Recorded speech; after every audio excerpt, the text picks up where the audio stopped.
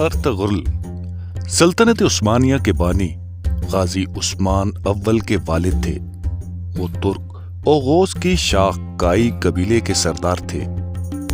انہیں عام طور پر ارطغرل غازی کے لقب سے جانا جاتا ہے۔ عثمان اول کے زمانے میں ملنے والے سکوں سے ارطغرل کی تاریخی حیثیت ثابت ہوتی ہے۔ 12ویں صدی عیسوی میں جب منگول فتنہ سر اٹھا رہا تھا تو ارطغرل غازی نے علم جہاد بلند کیا۔ ایک طرف منگول تھے اور دوسری طرف بازنطینی۔ دونوں طرف سے آپ جنگ میں مصروف رہے۔ ارطغرل غازی ایک بہادر، نڈر، بلا خوف، عقل مند، دلیر، ایماندار اور بارعب کمانڈر تھے۔ وہ ساری عمر سلجوق سلطنت کے وفادار رہے۔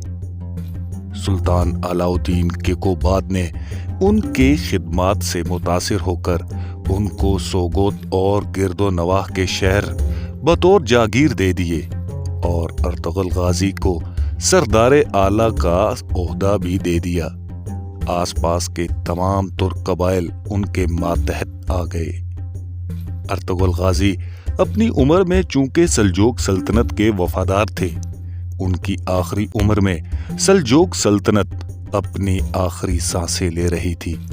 منگولوں نے پورے اناطولیہ یعنی موجودہ ترکی پر قبضہ کر لیا تھا، تو ارطغرل غازی کے سب سے چھوٹے بیٹے غازی عثمان خان اول نے ان کا یہ خواب پورا کیا اور ایک عظیم اور طویل سلطنت کی بنیاد رکھی۔